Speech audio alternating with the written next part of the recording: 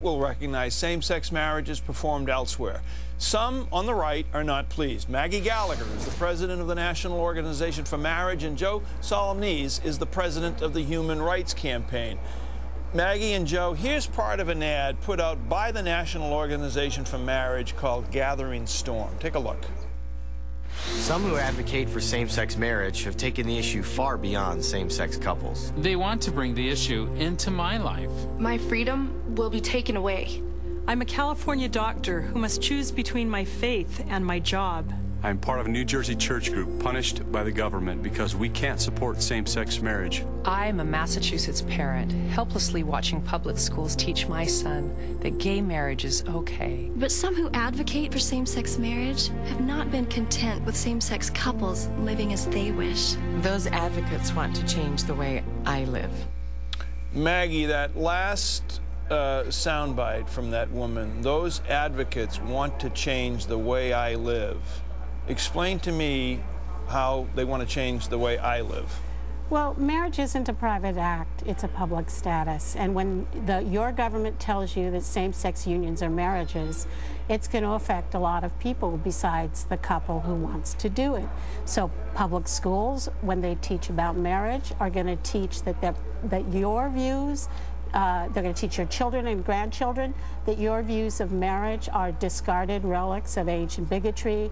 And professionals from faith traditions that just don't recognize same-sex unions as marriages and organizations are going to find that their liberties are curtailed. The heart of the gay marriage idea is that there is no difference between a same-sex union and a union of husband and wife, and that you're a bigot engaging in discrimination if you think otherwise. Yeah, but that's an idea when the government endorses it has a lot of consequences. But I still don't get it. How, you know, if the couple upstairs, you know, Ray and Tommy, what do they have to do with my life downstairs? Absolutely nothing. The couple, Ray and Tommy, have nothing to do with it. I wish them the best.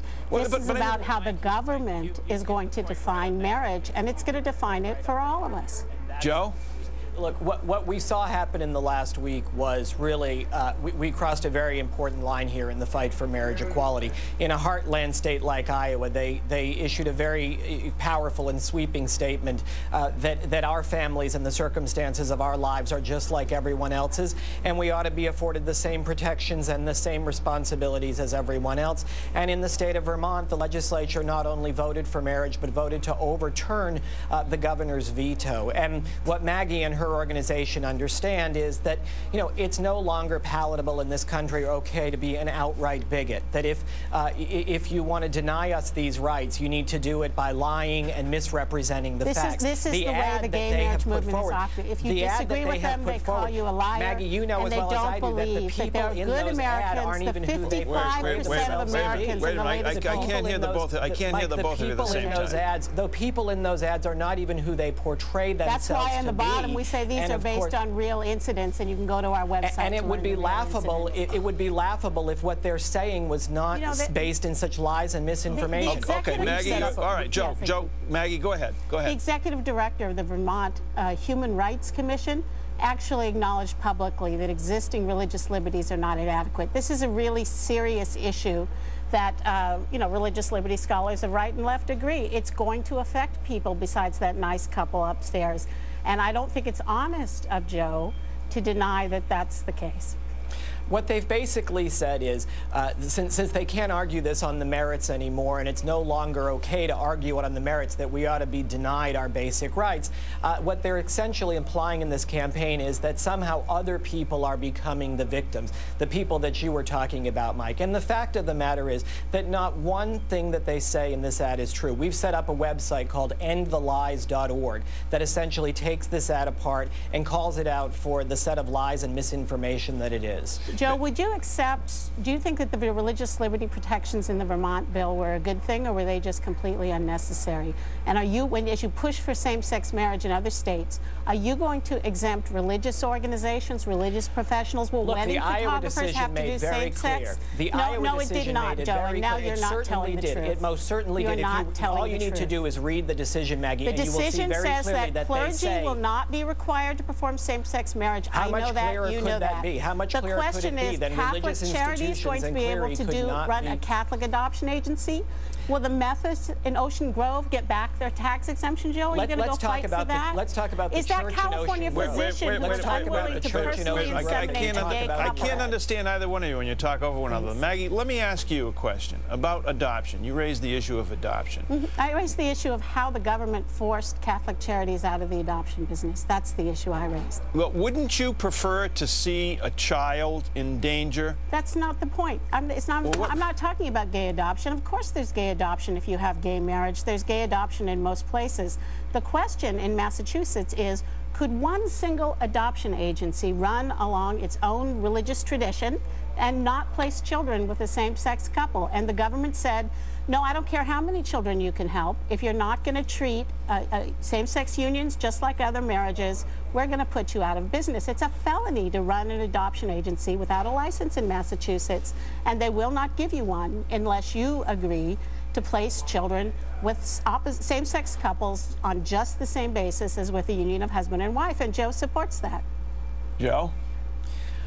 Mike, look, when religious organizations step into the public sphere, it should not be surprising to people that they are bound to adhere to the laws in the states that they are operating in. If you look at the issue that they talk about in the ad, the church in New Jersey that she says was punished because they wouldn't recognize marriage. The fact of the matter is they owned a building that they were renting out for event space. There's a non-discrimination law in the state of New Jersey that says if you're in the business of renting out buildings for event space, you've got to adhere to the laws Joe. in the state of New Jersey. That's actually the fact. No, it isn't and the you fact. Know it. I can tell you. No, I don't know it, Joe. Quit calling people liars when you disagree with them. It's just unkind. Well, the reality is in Ocean Grove is there's a tax exemption in the New Jersey, which is specifically for people who let the public use their beachfront property. Okay? And the Methodists have a ministry there. They own property. They were not trying to keep gay and lesbian people from enjoying the ocean on an equal basis. But they have a pavilion. They only permit weddings there. It's against Methodist Church Code to do anything else, and they were stripped of their taxes. Wait a minute. Let's get away from going to the beach. Let me ask you, Maggie, one question. Why is it that seemingly all of the advertisements put out, largely from people proponents of your side of this issue, would tell someone like me that if gay marriage is enacted in a particular state, they would imply that my marriage would be threatened? I've been married a long time. My marriage is threatened by the baseball season, going to too many night games, but it's not threatened by gay marriage. But why this insistence on trying to inject that fear element into I'm not trying to inject a fear. I'm trying to tell you what's going to happen. It is obviously important to all of us that homosexual marriage does not become the law of the land. Let me tell you that for every logical argument we can bring to show that it's a very bad idea, the other side, spreading the stain of secular socialism, will bring 3 better arguments that it's a very good idea, and then it's simply our argument against theirs. It turns out that you have to go into rehab if you use the word faggot. So